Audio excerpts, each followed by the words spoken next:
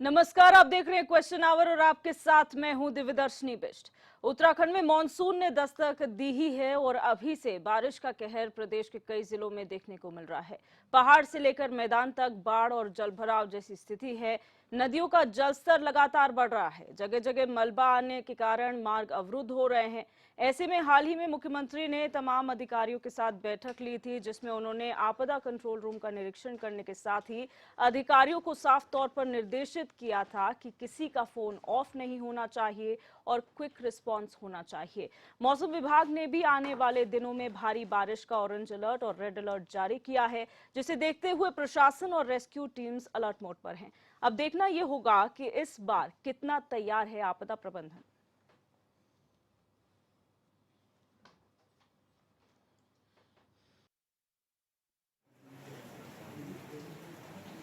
हमारे यहाँ पर चूँकि मौसम जब भी गड़बड़ होता है तो कई जगह पर भूस्खलन, रोड बंद हो जाना और अधिक वृष्टि के कारण से नदी नाले उफान पर आ जाते हैं। इसको देखते हुए सभी जिलाधिकारियों को, आपदा प्रबंधन विभाग को लगातार अलर्ट रहने के निर्देश दिए गए हैं और साथ ही जो हमारे यात्री हैं, श्रद्धालु हैं, उन सब से भी लगातार हम लोगों का अनुरोध रहेगा कि मौसम की जानकारी ठीक प्रकार से कर लें और मौसम विभाग की जानकारी के अनुसार आगे के अपने प्रोग्राम बनाएं। कावड़ यात्रा चल रही है, पार्किंग, आवास और जो हमारे ट्रैफिक की व्यवस्था है वहाँ भी काफ़ी जगह पर जल भराव है। उसके बावजूद जो भी व्यवस्थित तरीके से प्रशासन के लोग, पुलिस के लोग, आपदा प्रबंधन के लोग इस काम में लगे। स्वच्छता का भी विशेष ध्यान रखा जा रहा है, जिससे कि 15 तारीख तक कांवड़ जब तक पूरी तरह से यहाँ से चली नहीं जाती है तब तक वहाँ भी विशेष रूप से निगरानी की जा रही है। तो सभी को कहा गया है कि अपने फ़ोन, अपने संचार के जो भी हमारे माध्यम हैं वो लगातार चालू रहें। फ़ोन अपने लगातार लोग ऑन करके रखें। देखिए, एक तो सबसे पहले हम ये अलर्ट भी जारी करते हैं, भारी बारिश की संभावना है, रोड ब्लॉक्स की संभावना है, तो हम रोकते भी हैं लोगों को। जगह जगह हम लोग उसको यात्रियों को रोकने की कोशिश करते हैं और उसमें सीएम साहब भी अनुरोध करते हैं कि अभी यात्रा में ना आए, बारिश की संभावना बनी हुई है। लेकिन जो भी यात्रा कर रहे हैं वो किसी खतरे से ना गुजरें, उसके लिए हम पूरी व्यवस्था हमारी रहती है। लोगों को ज़्यादा देर तक रोड पे रुकना ना पड़े जाम के कारण, रोड ब्लॉक के कारण। जहाँ पहुँच रहे हैं वहाँ पर कोई स्थिति सही रहे। तो इस सब को के दृष्टिगत हमारी जो पूरी व्यवस्था है, कई लेयर पे हमारी व्यवस्थाएं काम करती है, वो सारी व्यवस्था हमारी एक्टिव है।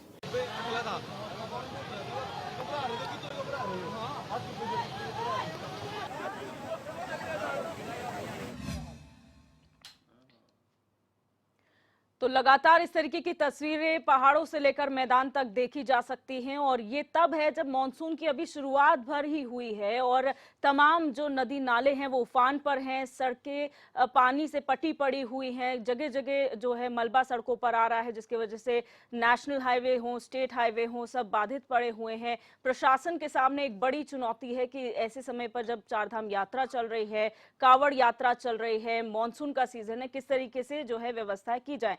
तमाम मेहमान हमारे साथ चर्चा में जुड़ चुके हैं, उनका स्वागत कर लेते हैं और उनका इंट्रोडक्शन आपसे करा देते हैं। रविंद्र कुमार जी भाजपा प्रवक्ता हमारे साथ जुड़ चुके हैं, आशीष नौटियाल कांग्रेस प्रवक्ता हमारे साथ जुड़ चुके हैं और मनोज इष्टवाल जी वरिष्ठ पत्रकार हमारे साथ जुड़ चुके हैं। आप सभी मेहमान का इस चर्चा में जुड़ने के लिए बहुत स्वागत है। सबसे पहले रविंद्र जी आपके पास आऊंगी। तैयारियों की जहां तक बात होती है, मुख्यमंत्री से लेकर तमाम जो अधिकारी हैं वो तमाम दावे करते हैं, लेकिन इस बार क्या माना जाए, किस तरीके की तैयारियां हैं?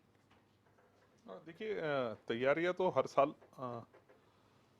बेहतर से बेहतर करने की प्रयास हमेशा शासन द्वारा, प्रशासन द्वारा, सरकारों द्वारा होता है। लेकिन देखिए कि पिछले कुछ समय से आप देखेंगे कि तैयारियों को लेके, चाहे आपदा प्रबंधन टीमों एनडीआरएफ की, चाहे सूचना तंत्र हो, लगातार आपके मोबाइल पे भी, हमारे मोबाइल पे भी लगातार अलर्ट आते हैं। तो इस प्रकार से अलर्ट देने का काम भी जिस प्रकार से शासन की तरफ से हुआ है और सरकारों को संवेदनशीलता लोगों के प्रति बढ़ी है कि किसी भी प्रकार की कोई ऐसी अप्रिय घटना ना हो उसको सूचना के माध्यम से हो, लोगों को मोबाइल के माध्यम से हो, जागरूकता के माध्यम से हो, ये सब अलग अलग तरीके से अपील की जाती है। जैसे माननीय मुख्यमंत्री जी ने भी अपील करी कि किसी प्रकार की मौसम की जानकारी लेने के बाद यात्रा को शुरू करें। अगर खराब है मौसम तो जहां जिस स्थिति में आप सेफ हैं उस जगह पे रहें। रात को यात्रा ना करें बिल्कुल भी, भूल के भी। मैं फिर आपके चैनल के माध्यम से बताऊंगा कि जिस प्रकार से इस समय जब बारिश ज्यादा होती है तो पहाड़ों से बड़े बोल्डर आने का अधिक चांस होता है, जिसके कारण कोई भी अप्रिय घटना हो सकती है। तो इस तरीके के लगातार सरकार के द्वारा भी और जितने अधिकारी हैं, जो लोग इस आपदा प्रबंधन टीम में लगे हुए हैं, उससे जुड़े हुए अधिकारी और जितने भी विभाग के लोग हैं, वो सब समय समय पे ये सारी चीजें अलर्ट करते रहते हैं। मैं एक छोटी सी घटना बता के आपको करूंगा। 90 के दशक में नीलकंठ में एक बड़ा हादसा हुआ था, जिस समय समाजवादी पार्टी की सरकार थी। मेरे बहुत अच्छी सी याद है, यही सावन का महीना था और मैं जल लेके नीलकंठ गया हुआ था उस दौरान। मैंने देखा, क्योंकि राजनीतिक क्षेत्र से शुरू से जुड़े हुए हैं, छात्र जीवन से ही, तो मुझे बहुत अच्छे से याद है। उस समय मेरे ख्याल से समाजवादी पार्टी के मंत्री प्रसाद नैथानी थे, मैं अगर सही हूँ, विधायक थे मेरे ख्याल से समाजवादी पार्टी के वो। तो आप देखिए इतनी अनियमितताएं थी उस दौरान। मैं स्वयं मैंने देखा है। मैं छात्र था उस समय, मेरे ख्याल से 12वीं में था या 12वीं मैंने कंप्लीट कर ली थी। तो हमने वो स्थिति देखी है, सुबह की घटना थी वो, जिस समय ऐसे पहाड़ टूटे हैं और लोग गिरने शुरू हुए हैं। बहुत सारे लोगों की संख्या हताहतों की हुई थी। तो उस दौर से शुरू हुआ, आज हम इस स्थिति पे आए हैं कि जब सूचना ही नहीं होती थी, पता ही नहीं होता था। पूरी रात ऐसी बारिश हो रही थी, सोमवार का दिन था, जल चढ़ना था, सावन का दिन था, मुझे अच्छे से याद है। और कोई तंत्र नहीं होता था, कोई सूचना नहीं होती थी, कुछ अलर्ट नहीं होता था, चले जा रहे हैं लोग, तब भी हजारों की संख्या, सैकड़ों की संख्या। आज कम से कम सरकारों ने संवेदनशीलता दिखाई है। और खास करके मैं कहूंगा कि भारतीय जनता पार्टी की सरकार जब केंद्र में 2014 में आई, उसके बाद एनडीआरएफ को कितना मजबूत किया गया आपदा के लिए। किसी भी ऐसे रेस्क्यू करने तक की हमने तमाम ऐसे उदाहरण देखे हैं, चाहे रोपवे में हो, चाहे कहीं नदी के उफान में फंसे हुए लोग हों, तो तमाम ऐसी चीजें देखी हैं। ऐसी विभागों को और मजबूत किया गया, शासन को मजबूत किया गया, संवेदनशीलता बढ़ाई गई, सूचना तंत्र के माध्यम से किया गया।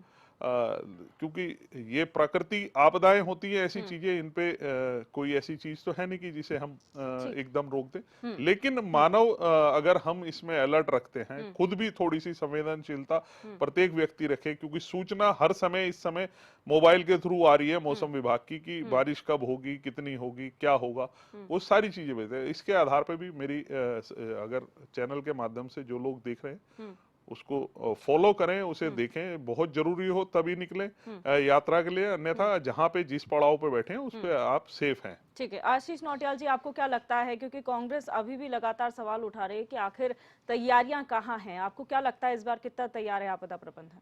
मेरे ख्याल से मैडम चर्चा तो इसी बात पे हो रही थी कि तैयारियां क्या हैं, लेकिन रविंद्र भाई ने सारी बातें बता दी। 1990 में जो है किस तरह से पहाड़ गिरते थे और आज ये सूचना दे देते हैं। देखिए उस समय ऑल वेदर रोड नहीं थी, आज आप ऑल वेदर रोड के नाम पे खा रहे हैं कि ऑल वेदर रोड हमने बनाई है। और ऑल वेदर का मतलब क्या होता है? ऑल वेदर क्या गर्मियों की सड़क है या सर्दियों की सड़क है? आज ऑल वेदर रोड का मतलब है कि 12 महीने ये रोड चलेगी।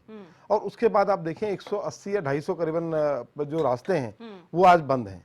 देहरादून की स्थिति देख लें, वो तो पहाड़ में तो बहुत बुरा हाल है। आप देहरादून की स्थिति देख लें, जरा जरा जगह में आप जाएं, चाहे रसनापुर में जाएं, चाहे राजपुर रोड में जाएं, चाहे आप सहारनपुर चौक में जाएं, आप देखें कितना जल भराव हो रहा है। ड्रेनिंग सिस्टम ही नहीं है। देखिए पहाड़ तो आप क्या ठीक करेंगे, आप लोग तो सिर्फ ऑल वेदर रोड के नाम पे खा रहे हैं। देहरादून जैसी जगह में ऐसी स्थिति कर रखी है। देखिए अगर सफाई प्रॉपर तरीके से की जाती नदी नालों की तो आज ये स्थिति ना होती। नगर निगम कहाँ सोया था? क्या आपको पता नहीं था कि बरसात आने वाली है? आप सिर्फ सूचना देने के थोड़ी आए हैं, या ये डिबेट हमारी इसलिए थोड़ी भी कि आप सूचना दें कि नहीं, हम ये सूचना दे देते हैं, बाकी सफाई तुम ही करो। सफाई करना सरकार का, नगर निगम का काम है। आप लोगों का काम क्या है? सिर्फ फोटो खिंचाना। अभी कुछ दिन पहले आप सफाई के नाम पे फोटो खिंचाते फिर रहे थे, सारे भाजपाई झाड़ू लेके हाथ में खड़े थे और फोटो खिंचा रहे थे कि हमने आज ये सफाई का वो करा हमने। तो आपने क्या ये इस आज अगर आपके जो आपने पन्ना प्रमुख तक बना रखे हैं, आज अगर नहीं है आपके पास स्टाफ तो अपने पन्ना प्रमुख को इसमें लगा दो। क्या आपके पन्ना प्रमुख सिर्फ इसलिए बनते हैं कि वो चुनाव कैसे आपको जिताएंगे? घर घर भाजपा, क्या इसलिए आप लोग जा रहे हैं? अभी आप लोग व्यस्त हैं अपने जनसंपर्क अभियान में, महाजनसंपर्क अभियान, छोटा भी नहीं है, महाजनसंपर्क अभियान में बिजी हैं। और महाजनसंपर्क अभियान में आप कहाँ जा रहे हैं? अपने भाजपाई जो आपके पन्ना प्रमुख टाइप के लोग हैं उन लोगों के यहाँ जा रहे हैं, वो उनके यहाँ फोटो खिंचा रहे हैं, वो आपका स्वागत कर रहे हैं। जनता आप लोगों से इतनी त्रस्त है कि आप देखिए, अगर आप आम आदमी के यहाँ जाएंगे तो आपको दौड़ाएंगे, वो आपको छोड़ेंगे नहीं। आपने हर क्षेत्र में आप फेल हैं, चाहे आप आपदा प्रबंधन के क्षेत्र में हो, चाहे किसी क्षेत्र में हो, आपने कुछ नहीं किया, सिर्फ जनता को ठगा है। और आज हम देख रहे हैं ना, बारिश मेरे लिए थोड़ी है, मैं भी अभी बारिश में आ रहा हूँ और आप भी बारिश में आए होंगे, आपने भी सड़कों का हाल देखा होगा, मैं भी देखता हुआ आ रहा हूँ किस तरह सड़कों का हाल है। और बारिश तो आएगी, बरसात का मौसम है, बारिश तो आएगी, इसको कोई सूचना दे देना कोई बहुत बड़ी बात नहीं लगती मुझे। और आज देखें, कल को डीएम ने जिस प्रकार घोषणा की कि कल को बारिश आएगी, आज आपके ही कुछ कार्यकर्ता लोग मजाक बना रहे हैं कि डीएम ने छुट्टी कर दी कि डीएम के अनुकूल नहीं चलती, बारिश अलग चलती है, डीएम अलग बोलता है। अरे यार, डीएम ने ठीक है, जो व्यवस्थाएं पहले होनी चाहिए थी, डीएम ने उसको देखते हुए डीएम ने छुट्टी घोषित की, तो गलत क्या किया? यही काम आप लोगों को भी करना चाहिए था, सरकार को भी करना चाहिए था कि बरसात के सीजन से पहले पूरी व्यवस्था चाक चौबंद कर देते, तो आज ये दिक्कत ही ना आती। बिल्कुल। मनोज इस्टेवाल जी, आपका क्या वक्तव्य है सर इस पूरे मामले पर? आपको क्या लगता है, कितनी तैयारी है इस बार? देखिए, मुझे जहाँ तक मेरा व्यक्तिगत मत है, मुझे लगता है कि आपदा किसी भी क्षेत्र में हो, कोई भी आपदा हो, वो बतला कर नहीं आती और इसमें राजनीति नहीं होनी चाहिए। हम लोगों को ये सोच के एक अवेयरनेस लोगों के बीच फैलानी पड़ेगी कि भाई 2013 हम देख चुके हैं, 2013 की आपदा से कितने सबक सीखे हैं। और यकीन मानिए, 2013 की आपदा के बाद से आपने मौसम विभाग का जो आंकड़ा देखा होगा, पहले लगातार बहुत अच्छा आता रहा, बहुत सारी जानें भी बची हैं, बहुत सारे स्कूल जो धराशायी हुए। आज अभी आशीष नोटियाल बोल रहे थे कि डीएम की छुट्टी पे यकीनन कई स्कूलों, बंद स्कूल धराशायी तब हुए जब डीएम ने छुट्टी कर रखी थी। हम लोग ये भूल जाते हैं कि बारिश के बाद जब मौसम खुलता है तब ज्यादा ट्रेजेडी होने के चांसेस होते हैं। और ऐसे में एक अधिकारी जो जिले का भार जिसके कंधों पे है, उसकी भी एक नैतिक जिम्मेदारी बनती है कि कहीं भाई उनके जो क्षेत्र में स्कूल है, छोटे बच्चे हैं, नौनिहाल है, पता नहीं कितने साल पुराने हैं, उनकी स्थिति कितनी जर्जर है, उसको भी ध्यान में रख के अगर वो छुट्टी का ऐलान करते हैं तो इसमें मुझे लगता है कि चाहे वो भाजपा है, चाहे मैं हूं या अन्य को, बात का बतंगड़ नहीं बनाना चाहिए।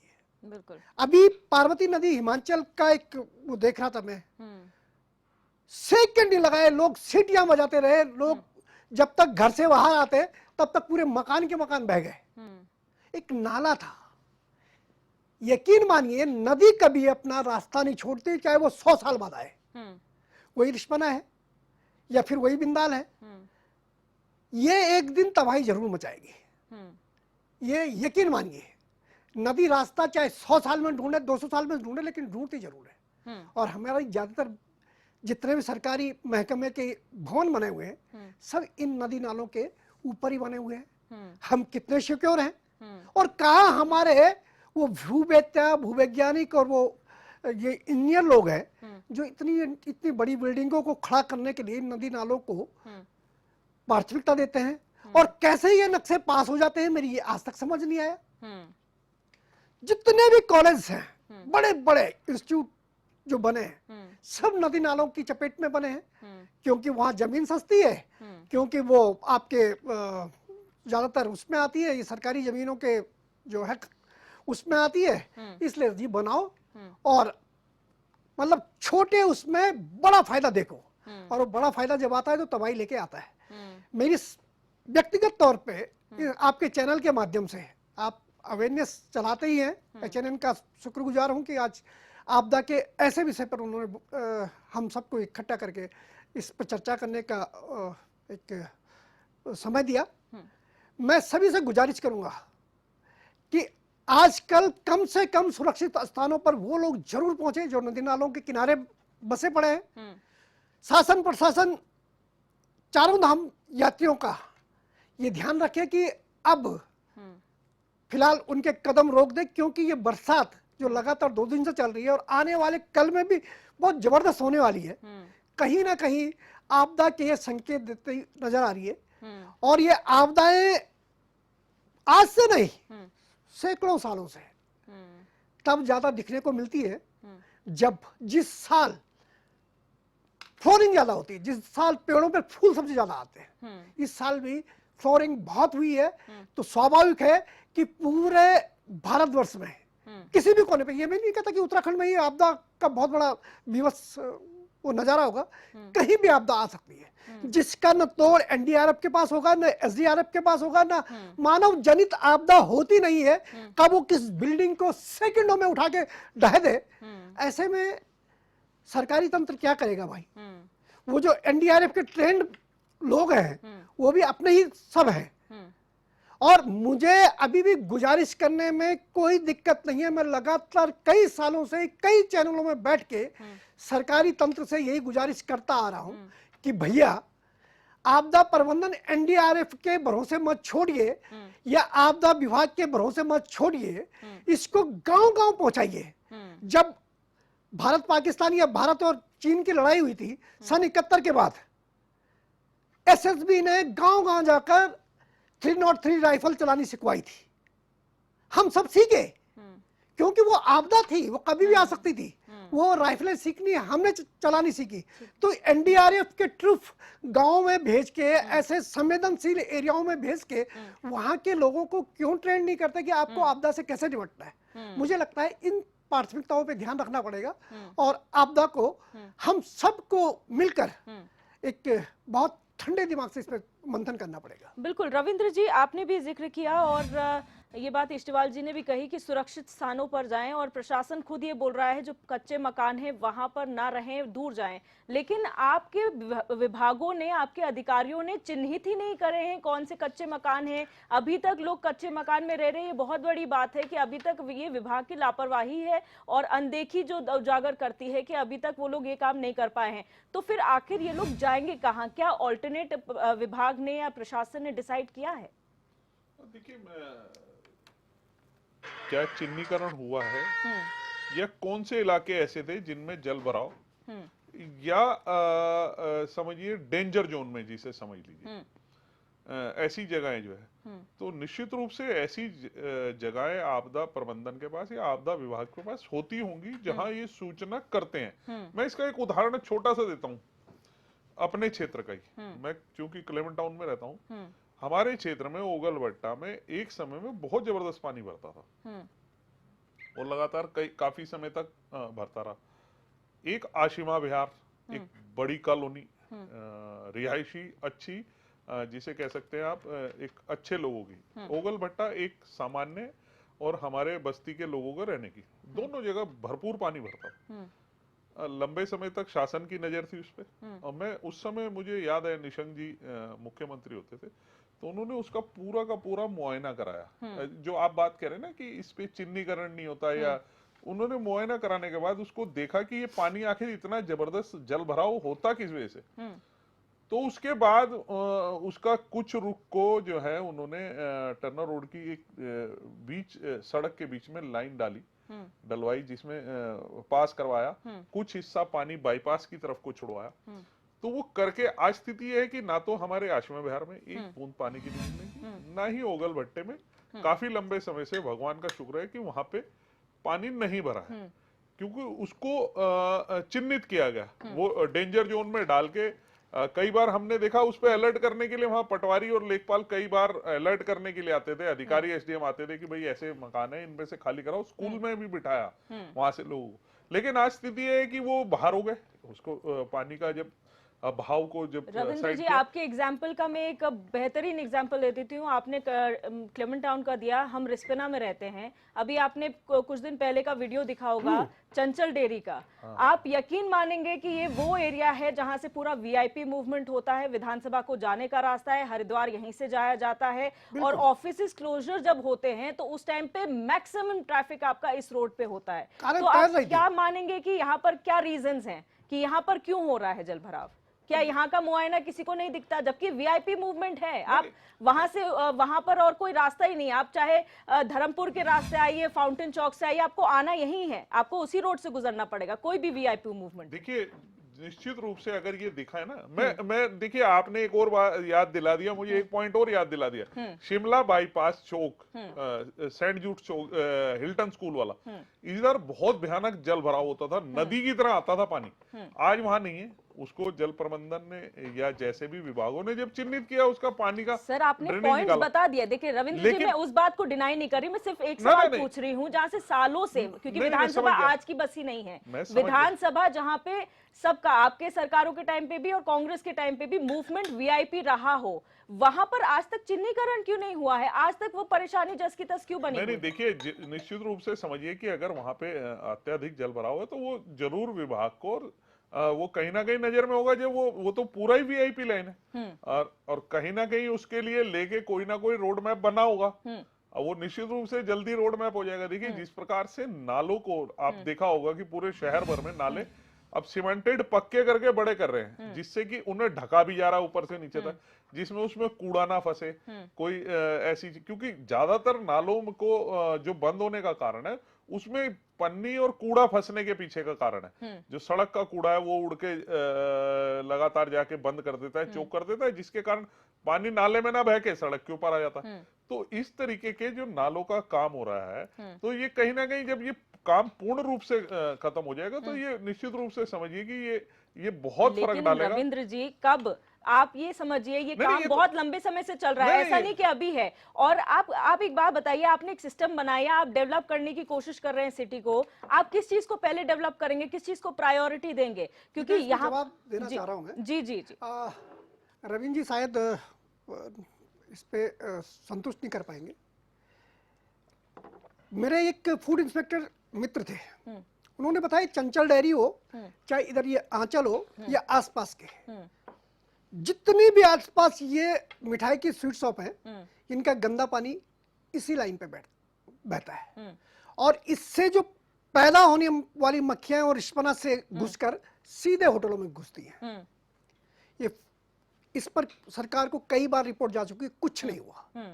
आज की बात नहीं है ये बहुत, मैं कल 2007-2008 की रिपोर्ट की बात कर रहा हूँ।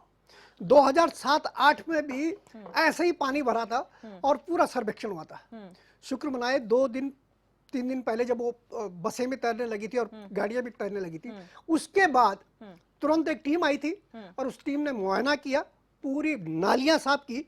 लेकिन मैं क्योंकि उसके आसपास ही रहता हूँ, तो मैं वो देख रहा था कि कल से बारिश हो रही है, तो इसमें पानी अटक रहा है कि नहीं। फिलहाल उसमें पानी नहीं अटक रहा, लेकिन जो शहर की सड़कें हैं उनका जो हाल है वो आप भी जानते हैं, हम भी जानते हैं, और आशीष नौटियाल जी बोल ही रहे हैं। आशीष नौटियाल जी, यहाँ पर सड़कों की बात आती है, डेवलपमेंट की हम बात कर रहे हैं, तो डेवलपमेंट ऐसा नहीं कि भारतीय जनता पार्टी ने आते ही शुरू करवाया है, कांग्रेस के समय से डेवलपमेंट चल रहा है। रोड मैप होता है कि आप कितना डेवलपमेंट करेंगे और किस समय पे डेवलपमेंट करेंगे। जो आप कह रहे हैं उससे भी तो ऑल वेदर रोड अभी का काम तो नहीं है। आप लोगों के समय में भी डेवलपमेंट्स हुए हैं, क्या उस समय पर इन बातों का ध्यान नहीं रखा गया था कि पहाड़ों में अगर इतना ज्यादा डेवलप करेंगे तो हो सकता है आगे चल के इसके सर्कमस्टांसेस झेलने पड़े? मैडम देखिए, पहले योजनाएं थी मेरा गांव मेरी सड़क योजना, अन्य योजनाएं, इन्होंने आके नाम दिया all weather road. Japanese technology, बाहरी टेक्नोलॉजी आई, उस टेक्नोलॉजी से इन्होंने रोडें बनाई। और अमित शाह जी ने बताया कि ऐसी टेक्नोलॉजी है कि इससे कभी रोड टूटेगी, इतने साल तक की गारंटी भी दी। ये सब कुछ इन्होंने ही बोला, हमने तो बोला नहीं। और मैडम देखिए, नाली जो होती है वो कूड़े के लिए होती है, नाली पानी के लिए ही होती है, और गंदे पानी के लिए ही होती है। अच्छा पानी कभी नाली में नहीं बहने के लिए होता। तो गंदगी तो नाली में होनी है, लेकिन नगर निगम के पास क्या एम्प्लॉय नहीं है? वो क्या डेली बेसिस में वीकली 4 दिन 3 दिन क्या सफाई नहीं करा सकता? ये लोग अपने काम को ही पूरा नहीं कर रहे हैं। अभी क्या हो रहा है मैडम, नगर निगम ने जो पार्षद है उनको 4-4 आदमी 8-8 आदमी कुछ ऐसा दे रखा है कि आप रखें। उन्होंने वो आदमी ना रख के खाना पूर्ति करके अपने ही लोगों के नाम उसमें लिखा दिए पार्षदों ने, और उनके नाम पे तनख्वाह ले रहे हैं। सफाई हो ही नहीं रही। आप जब अपने आदमी को काम पे लगा दोगे, अपने भाई बंधु को आप नौकरी पे लगा दोगे, आप उसे काम कैसे लोगे? अगर एम्प्लॉय अगर होता है तो एम्प्लॉय से काम हर आदमी ले सकता है, पर मैंने अगर अपने भाई को नौकरी पे लगा दिया तो मैं उससे काम नहीं ले पाऊंगा। लेकिन इस्तेवाल जी ने एक चीज का जिक्र और किया था आशीष जी, कि यहाँ पर जो ऑफिसेज हैं, खासतौर पर हमारे जो रिस्पना पुल साइड जो ऑफिसेज, हमारे सरकारी कार्यालय सब कैचमेंट एरियाज पे बने हुए नदियों के, विधानसभा भी कैचमेंट एरिया में आता है, और उसके आसपास जो बस्तियां बसी हुई है, वो कभी किसी को नजर क्यों नहीं आई? वो चाहे वोट बैंक के लिए आप लोग कहते हैं बसाई गई हो, किसी के लिए भी, लेकिन नुकसान तो हो रहा है और बड़ा नुकसान होगा। इसको आगे मतलब दूरदृष्टि क्यों नहीं दिखाई गई उस समय? निश्चित ही मैडम, विधानसभा तक नाले में बसी है। आप उत्तरांचल यूनिवर्सिटी उधर देख लें जो प्रेमनगर से आगे है, वो पूरा नाले पे, और कितनी बड़ी यूनिवर्सिटी है। ये सब चीजें न जाने मेरे भी समझ से बाहर है कि नाले ही क्यों दिखता है। और आदमियों के लिए तो प्रोटोकॉल होता है, सब कुछ होता है, पर ये नाला क्यों दिखता है ये समझ नहीं आया। जहाँ नाला होगा, जहाँ कुछ होगा, वहां जाके सरकारी कुछ ना कुछ बड़ा विभाग बन जाएगा। तो ये बात तो अब आप विश्लेषण करने वाली है, विश्लेषण करेंगे आप लोग कि क्यों होता है, कि ऐसा क्यों बनाया जाता है, कि हमारे समझ से तो ये बाहर है। तो इसमें तो अधिकारियों की मिलीभगत सामने आती है ना, अधिकारियों के बिना तो कुछ नहीं हो सकता। मैडम, यानी कि सरकार पे जो जमीन कांग्रेस है- भी उसी बात से त्रस्त है जिससे बीजेपी है, अधिकारी सुनते नहीं है। देखिए मैडम, ये तो मुख्यमंत्री जी ने खुद बताया कि अधिकारी अब फोन खुला रखें, पहले तो बंद रखते थे, अब खुला रखें, उन्होंने बताया। मुख्यमंत्री जी को पता है इसका मतलब कि अधिकारी फोन बंद रखते हैं। उसके और बाद भी उन्होंने फोन नहीं बोला उठते। ये बात है ना। फिर उसके बाद सच्चाई ये है कि नहीं उठते, अधिकारियों फोन में नहीं उठते। अच्छा, दूसरा मैडम, स्मार्ट सिटी के नाम पे 1600 करोड़ रुपए खर्च किया। क्या होती है स्मार्ट सिटी? इसका कुछ बता पाएगा कोई? स्मार्ट सिटी क्या होती है आप बताएं। स्मार्ट सिटी का काम आज से तो नहीं चल रहा, जब से भारतीय जनता पार्टी सत्ता में आई है तब से स्मार्ट सिटी की बात करती है कि हम पहले उसमें 100 स्मार्ट सिटी बनाएंगे। कोई मैडम 2, 4, 5, 10 ऐसी स्मार्ट सिटी का नाम बताएं भाजपा प्रवक्ता जो बन के तैयार हो चुकी हो। क्योंकि उत्तराखंड की स्मार्ट सिटी तो भ्रष्टाचार की भेंट चढ़ चुकी है, उसमें तो पूरा भ्रष्टाचार है। देखें आज स्मार्ट सिटी के नाम पे क्या हो रहा है, कभी टाइल्स लगा रहे हैं, कभी उखाड़ रहे हैं, कभी पानी के वो अलग अलग बॉक्स लगा दिए बाजारों में, उसके अंदर एक आदमी बैठा होता है, पानी देता है, वो बॉक्स भी बंद होने की कगार में खड़े हैं। तो जब तक आपकी स्मार्ट सिटी 2, 4, 5 साल में तैयार होगी, मुझे लगता है तब बॉक्स बुक्स भी आपके टूट जाएंगे, फिर आप दोबारा इनको लगाने की कोशिश करेंगे। आज तक एक भी स्मार्ट सिटी क्यों नहीं बन पाई? और अगर बनी तो उसका नाम बताएं, जिससे हम लोग भी जाके देखें कि हमारा देहरादून भी इतना बढ़िया स्मार्ट सिटी बनने वाला है। इस चीज को हम भी देखें। देखो, नगर निगम भी काम नहीं कर रहा है मैडम। कहने की बात है थी कि हर काम सीएम नहीं करेगा, सीएम हर चीज में सीएम ऑर्डर नहीं देगा। नगर निगम की तो कुछ दायित्व है क्या? नगर निगम सिर्फ घोटाले करने के लिए बैठा है क्या? अपनी संपत्तियां बढ़ाने के लिए बैठा है? नगर निगम का क्या काम है? पार्षद का क्या काम है? मोदी जी के नाम पे पार्षद तक चुनाव जीत के और कोई काम करने को तैयार नहीं है। वो सोचते हैं फिर दोबारा मोदी के नाम पे जीत जाएंगे। देखिए, जनता बार बार आपको नहीं जिताएगी, काम तो धरातल में करना ही पड़ेगा। और वो निश्चित अगर आप काम करेंगे तो जनता आपकी सराहना भी करेगी और हम भी आपकी सराहना करेंगे। क्योंकि पानी से आज हम भी पानी को झेलते हुए आए हैं, किस तरह सड़कों में पानी है, और आप लोग भी आए हैं उसी सड़क से आए हैं सब लोग। बिल्कुल। मनोज इष्टवाल जी, आज प्रधानमंत्री नरेंद्र मोदी से मुख्यमंत्री ने फोन पे बात की और प्रधानमंत्री ने तमाम जानकारियां ली हैं, क्या हालात हैं, आश्वस्त भी किया है कि केंद्र से सहायता मिलेगी। लेकिन जहां पर हम बात करते हैं मुख्यमंत्री के लेवल की, वो अपने काम कर रहे हैं, लेकिन जमीनी स्तर पर फिर सवाल वही उठता है कि सारे काम मुख्यमंत्री नहीं कर सकते। अगर हर जगह मुख्यमंत्री को जाना है तो अधिकारी किस लिए हैं, कर्मचारी किस लिए हैं, और अलग अलग लेवल के जो आप पदाधिकारी बिठाते हैं वो किस लिए हैं? तो यहाँ पर क्वेश्चन ये उठता है कि आखिर मैनेजरियल पोस्ट या एडमिनिस्ट्रेशन देख कौन रहा है? कौन ये सुनिश्चित करेगा कि ये काम करें? मुझे लगता है इस प्रश्न का जवाब हमें फ्लैशबैक फिर 2013 पे जाना पड़ेगा। डॉक्टर रमेश पोखरियाल निशंक को जानकारी मिली कि ऊपर ये ग्लेशियर फट गया है और तबाही आ गई है। उन्होंने तुरंत चीफ सेक्रेटरी को फोन किया, राकेश कुमार को, उनको राकेश शर्मा जी को।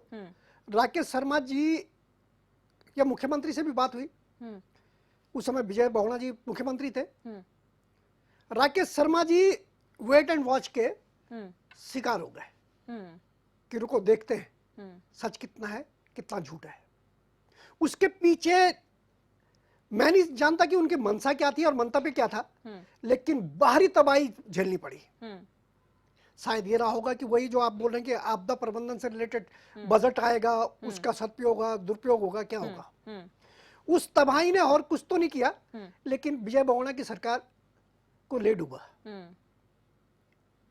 आज आम आदमी जानता है कि वास्तव में राजनीति और राजनेता कर क्या रहे हैं।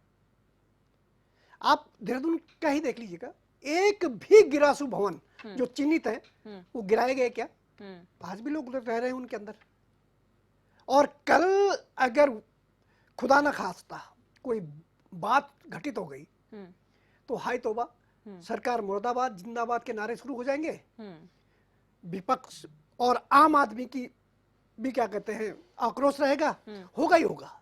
मेरी समझ में नहीं आ रही, इतनी सरकारें इतने गिरासू भवन चिन्हित कर चुके हैं तो वो खड़े क्यों हैं भाई? किस बिहाफ पे खड़े कर रखे आपने? रविंद्र जी, इसका ये जवाब तो सबसे आप बड़ी लोग दे बात सकते हैं। ये है। और एक पॉइंट और रखना चाह रहा हूं मैं जी।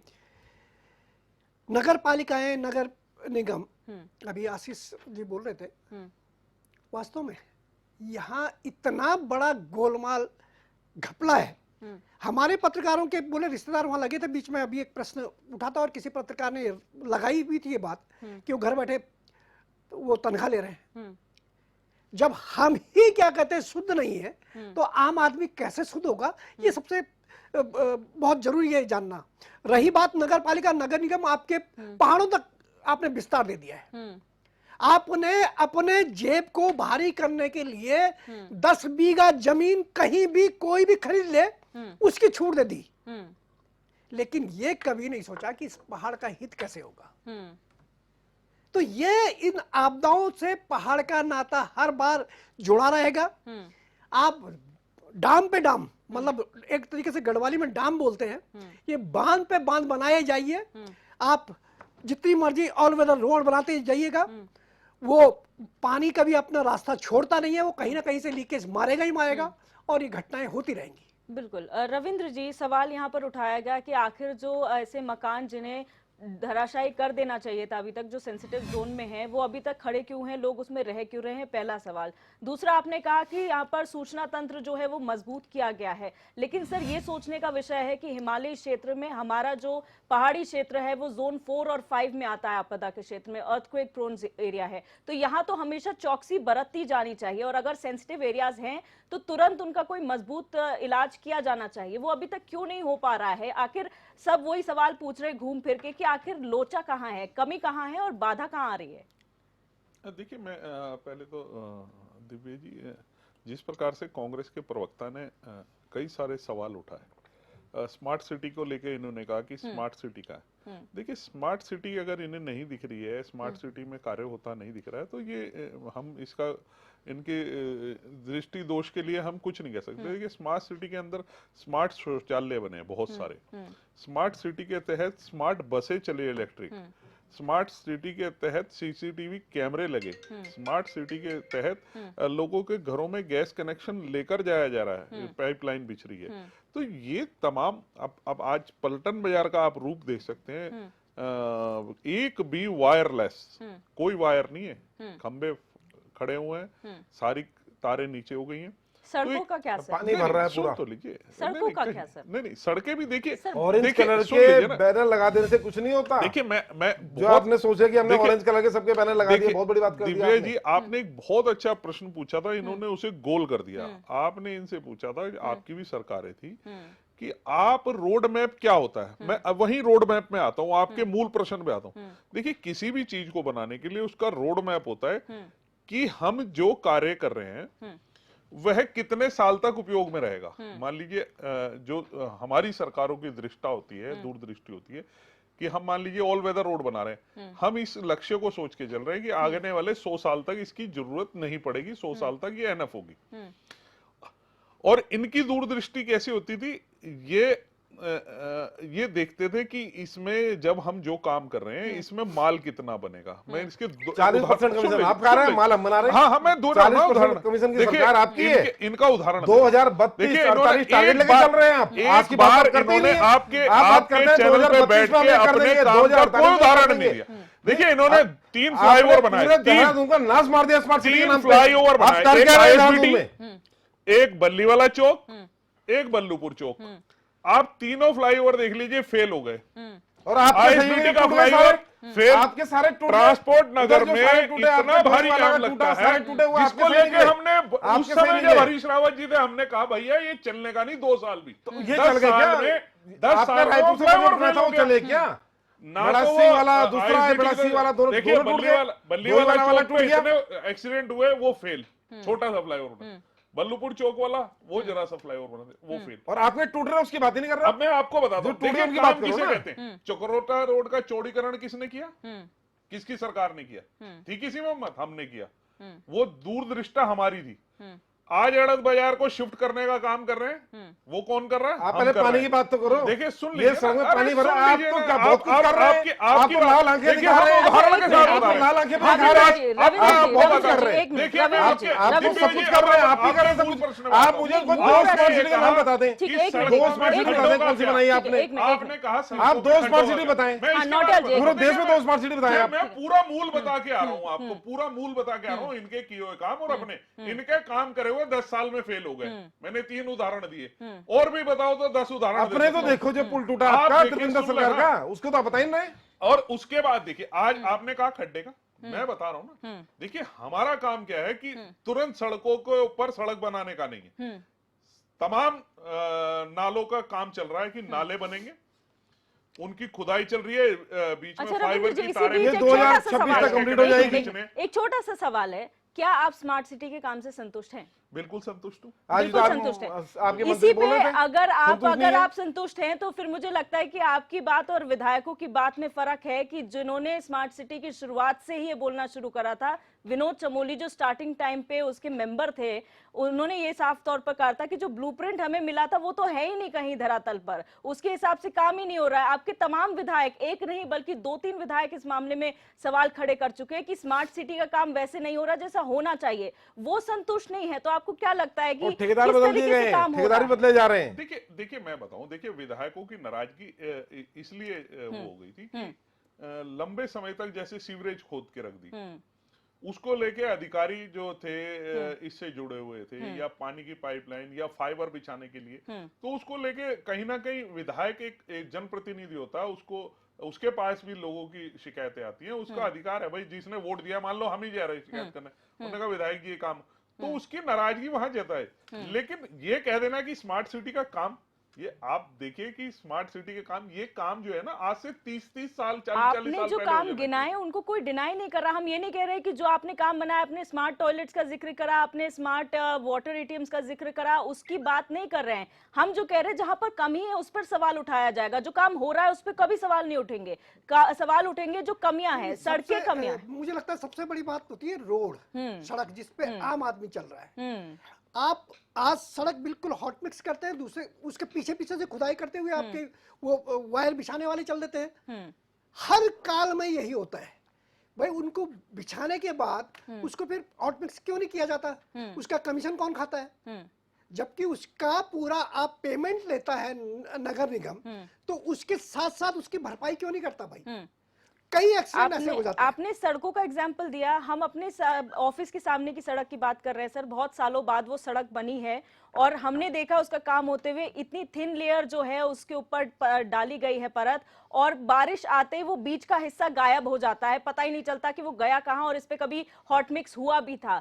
तो आप जो कह रहे हैं, यानी कि आप जो कह रहे हैं वो धरातल पर नहीं उतर रहा है, यानी कि जो कार्यदायी संस्था है वो आपके हिसाब से काम नहीं कर रही है। बिल्कुल दोषी कार्यदायी वो 40% ही बीच वाला हिस्सा है जो इनके पास है। वो देखिए, मैं माननीय इष्टवाल जी की बात पे कोई प्रश्न चिन्ह नहीं लगाना चाहता, लेकिन इनका कहना सही है कि जब सड़क बनती है उसके पीछे पीछे खड्डे खोदने वाले आ जाते हैं।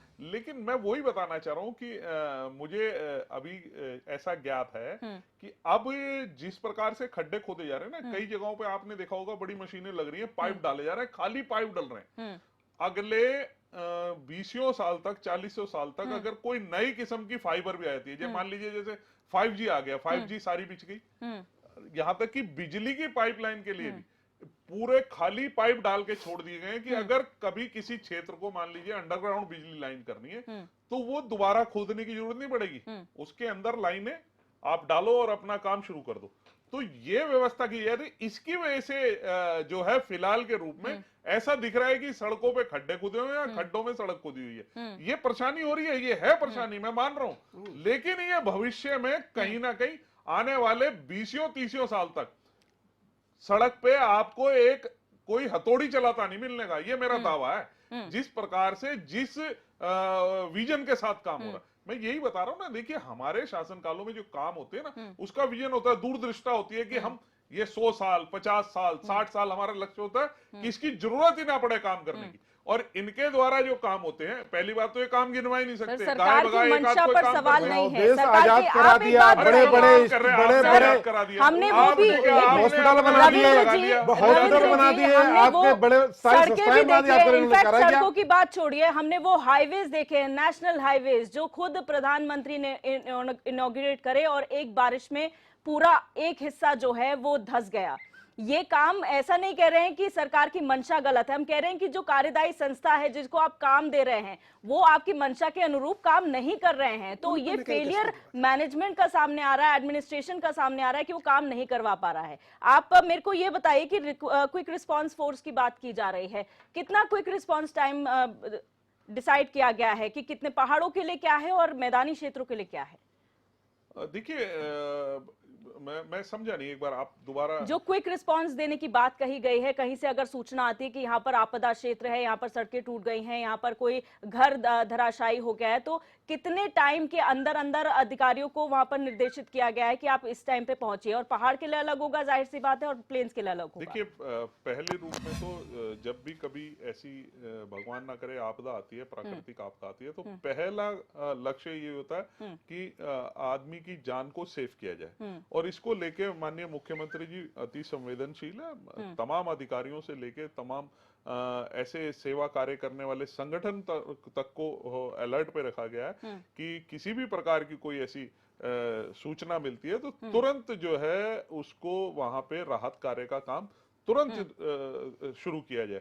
और अगर कहीं ऐसी जगह हैं जहां कोई कनेक्टिविटी टूट जाती है, एक गांव से दूसरे गांव के बीच में सड़क हो या पुल हो, उसे तुरंत सुचारू रूप से कैसे उसकी कनेक्टिविटी को दोबारा किया जाए, इसको लेके तमाम प्रबंधन, आपदा प्रबंधन और माननीय मुख्यमंत्री जी इसको बिल्कुल निगाह बनाए हुए हैं और इसकी लेके तुरंत संज्ञान भी ले रहे हैं। ऐसा नहीं है कि इसमें कहीं किसी प्रकार की कोई कोताही बरती जाए। ठीक है, आशीष नौटियाल जी, सरकार पर सवाल उठाना बहुत आम बात है, आप लोग सरकार पर सवाल उठाएंगे क्योंकि आप लोग विपक्ष में बैठे, लेकिन विपक्ष के में होने के नाते आप लोगों की भी कुछ जिम्मेदारियां बनती है। क्या कांग्रेस ने भी एक कोई रोड मैप बनाया है कि कोई ऐसा प्लान बनाया होगा कि सरकार के साथ साथ हम भी लोगों की इस तरीके से आपदा के टाइम पे मदद कर सकते हैं, या कोई आप लोगों के भी रिस्पांस फोर्सेस होंगी? देखिए मैडम, हमें अगर कहीं से फोन आता है, कोई समस्याएं होती है तो हम जरूर उस पे काम करते हैं। और जहां तक अभी आपने जैसे पूछा क्विक रिस्पांस वाली बात, क्या क्विक रिस्पांस है? अगर अभी यहाँ बाहर पानी ज्यादा इकट्ठा हो जाए, कौन से नंबर है, फोन करें, कैसे पता करें कि ये पानी कैसे हटेगा यहाँ से? कोई क्विक रिस्पांस नहीं मैडम, कहीं कोई व्यवस्थाएं नहीं है। सब फोन, अगर कोई फोन नंबर दिए भी होंगे इन्होंने, पहली बात तो है ही नहीं, और हो तो वो फोन नंबर भी बंद आता है। देखिए, आज अभी रविंद्र भाई बोल रहे थे 40 साल पहले बन जानी चाहिए थी स्मार्ट सिटी, तो वो तो हम आ गए, नहीं तो बताओ बिना स्मार्ट सिटी कैसे जीते हम लोग? स्मार्ट सिटी तो जीने का जरिया है, जब स्मार्ट सिटी बनेगी तो अरे भाई, आप है ना, आपने ही बताया देश की आजादी में पहले आप समझ रहे हैं, स्कूटर और कारों की 4G और वो उस समय जितना पैसा कांग्रेस ने कमा के रखा हुआ था, आपने उससे ज्यादा बर्बाद कर दिया। 1600 करोड़ रुपए स्मार्ट सिटी के नाम पे आपने देहरादून में बर्बाद करने का काम किया। आप क्या कर रहे हैं? आप सिर्फ कमाए हुए पैसे को बर्बाद कर रहे हैं, देश के ऊपर कर्जा चढ़ा रहे हैं, राज्य के ऊपर कर्जा चढ़ा रहे हैं। आपको पता है उत्तराखंड राज्य के ऊपर 1,24,000 करोड़ का कर्जा है। आप कितने कर्जा चढ़ा रहे हैं उत्तराखंड के ऊपर? और कह रहे अब मांगने जाएंगे हम, फिर दोबारा आपदा आ गई, आप मांगने जाएंगे। अरे देहरादून में नालियों के भी आप मांगने जाएंगे? देहरादून जैसी जगह की स्थिति इतनी खराब है, ये तो पार्षद का काम है, ये मेयर का काम है। 36 आप उसके लिए कह रहे हैं मांगने जाएंगे? अब आप प्रधानमंत्री से मांगने जाएंगे? आशीष नौटियाल जी,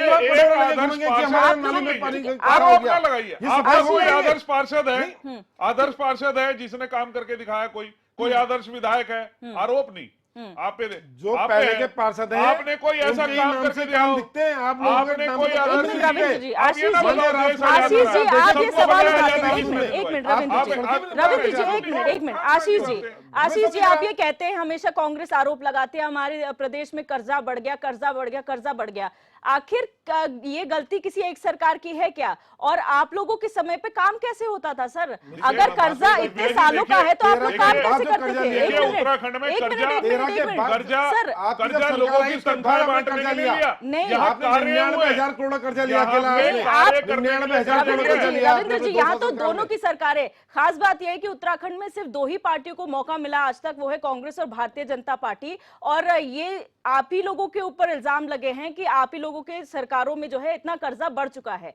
आशीष जी, एक छोटी सी बात बता दीजिए, भाजपा ने अगर कर्ज लिया है काम करने के लिए, तो कांग्रेस के समय पे भी तो कर्जा था। आप लोग काम कैसे करते थे कितना था डेवलपमेंट मैडम? का? कितना था उस समय? नहीं तो आप लोग काम कैसे भाजपा ने करते थे ये 99,000 करोड़ कर्जा बताइए। लिया। आप काम कैसे करते थे ये बताइए। आपके डेवलपमेंट के काम के लिए अरे पैसा डेमो कहाँ से है ना, आता था? डेमो पैसा की कहाँ से सरकार आता बोल था? रहे थे। विधायकों को खरीदने का काम नहीं करते रहे, जिस तरह ये बन रहे दैनिक सरकारों को शराब खोलने का की काम करते फैक्ट्रियां खोल रहे थे हैं, पहाड़ विधायकों पे। को खरीदने का काम करते हैं, ये काम तो ये लोग करते हैं, सारा पैसा बर्बाद कर रहे हैं। आप देखिए ना, स्मार्ट सिटी के नाम पे 1600 करोड़ छोटा अमाउंट है क्या? तो कितने वही लोग- तो मैं आप- आपसे पूछ रही हूँ। एक आशीष जी, आपसे वही सवाल मैडम, पूछ रही यही हूँ कि मैनेजमेंट आपकी होता है। आपकी सरकार ने काम करने के लिए पैसा कहाँ से लिया था? क्या आपने केंद्र से कभी पैसा नहीं लिया हाँ, काम ये तो करने के आंख लिए, या बंद कर लेते थे, स्टेट उनने या कहा आंखें स्टेट बंद में कर आपके ली, पास कर इतना दो, पैसा था कि आप हमने अपने लिया अपने उससे 33,000 कर रहे करोड़, थे? आपने लिया 99,000 करोड़, सबसे ज्यादा कर दिया तो आपने तो लिया इस है। टाइम पे और डेवलपमेंट आप के लिए लोग- ज्यादा पैसा चाहिए? मैडम, क्या बात कर रहे हैं आप? सड़क में हम इस टाइम पे निकलते थे, उस टाइम डेवलपमेंट पे- ज्यादा उस टाइम पैसा पे भी चाहिए? सड़कें थी, उस टाइम पे भी सारी व्यवस्थाएं थी। इन्होंने तो पैसा का बर्बाद करने का काम किया, इन्होंने दिखावे की राजनीति करी है, इन्होंने दिखाया कि हम तो ये यानी कर कि रहे हैं, ये कर रहे काम हैं। उतना हल्ला ही हो ज्यादा रहा करते हैं, है, काम कम करते हैं। यानी कि और काम फिर उतना चुनाव में ही ज्यादा हो रहा है। खर्चा करते हैं आशीष जी, पैसों आपका को। मतलब, आपके कहने के हिसाब से अरे ये चले तो तो आंखें काम बंद उतना ही कर हो रहा है लेते थे। जितना कांग्रेस के समय पे हुआ था,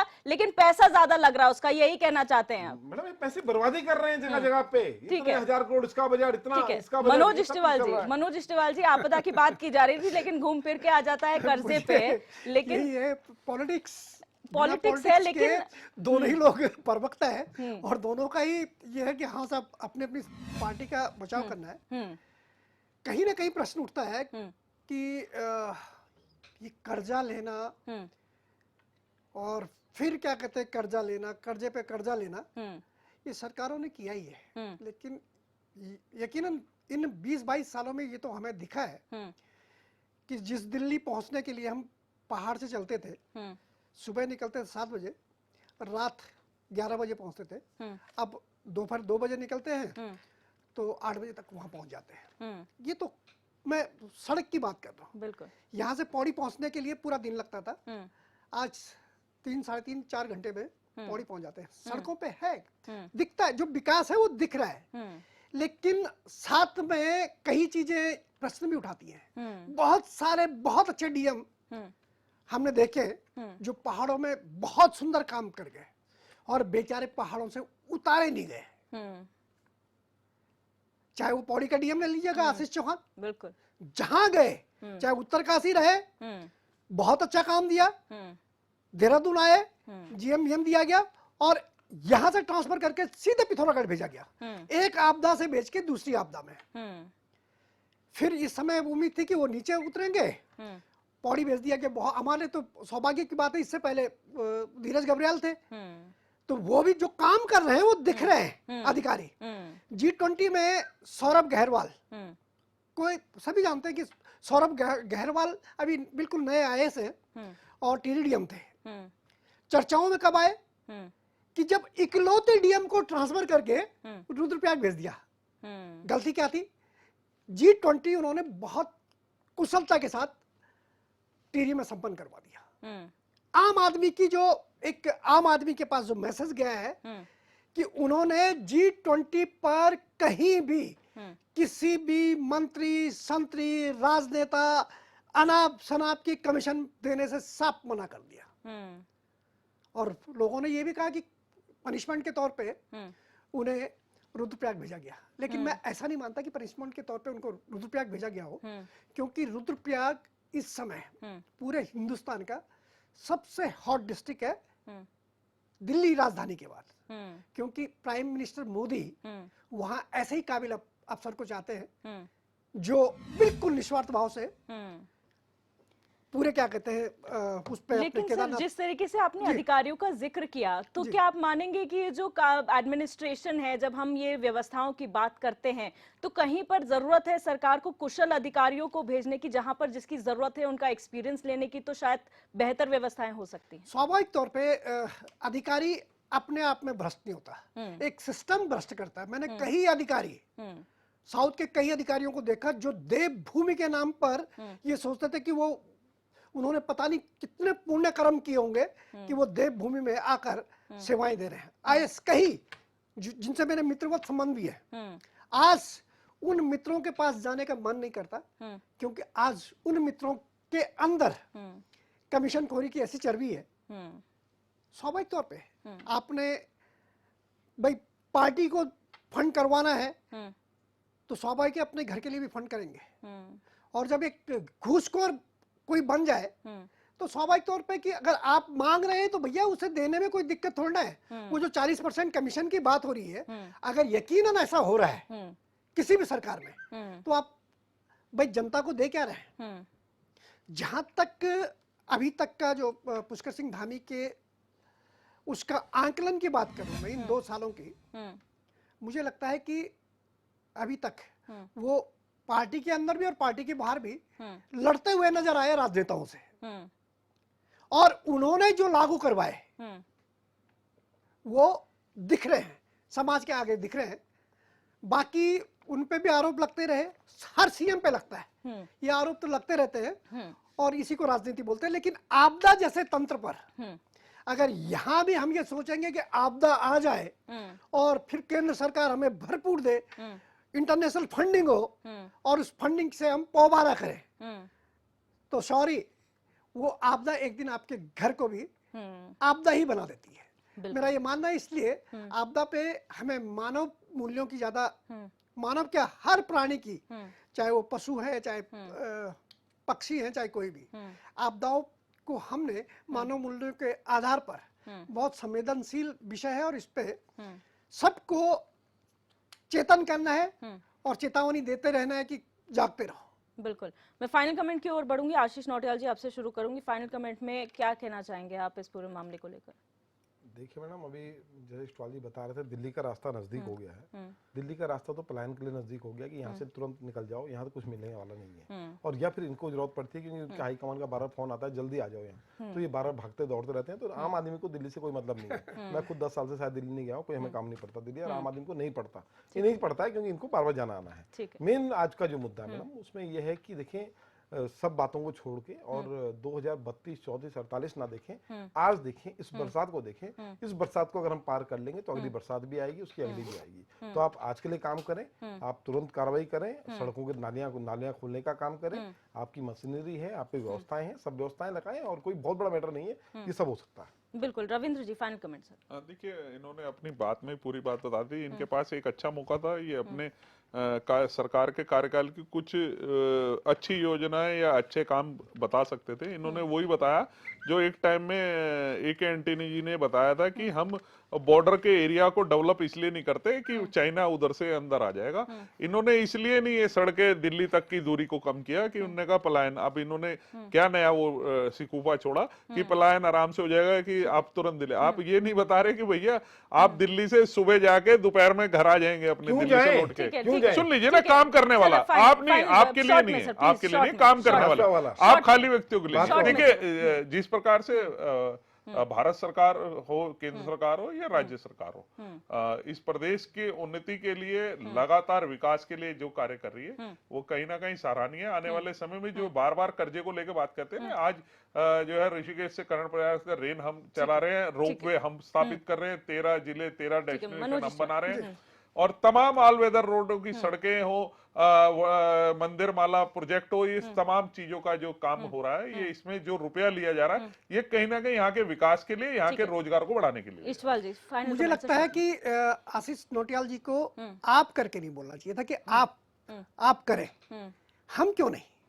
उसमें कांग्रेस भी शामिल है, आमजन भी शामिल है, क्योंकि आपदा प्रबंधन का काम सिर्फ सरकार का नहीं है, हम सबका है। और हम सबको ये मेहनत करनी चाहिए कि हम किस तरीके से इन चुनौतियों से निपट पाए। यही मेरा कहना है कि आइए, जागिए और जागते रहिए और जगाते रहिए। बिल्कुल। आप सभी मेहमानों का इस चर्चा में जुड़ने के लिए बहुत बहुत शुक्रिया। तो आज चर्चा हमने की कि आखिर इस प्रदेश में जो आपदा प्रबंधन है वो कितना तैयार है किसी भी तरीके की आपदा से निपटने के लिए, और यहाँ पर जागरूक भी किया जा रहा है लगातार। मुख्यमंत्री हो, अधिकारी हो, सभी से ये अपील कर रहे हैं कि आप मौसम को देख के ही आगे बढ़े और कोई भी प्लान से अपने उसी के हिसाब से बनाएं, और कोशिश ये की जा सकती है कि जो संवेदनशील स्थान है वहां पर ना जाया जाए और किसी सेफ जगह पे आप लोग रहें ताकि जो है आपदा से बचा जा सके। फिलहाल क्वेश्चन आवर में मेरे साथ बस इतना ही। आप देखते रहिए HNN 24/7, जुनून सच दिखाने का।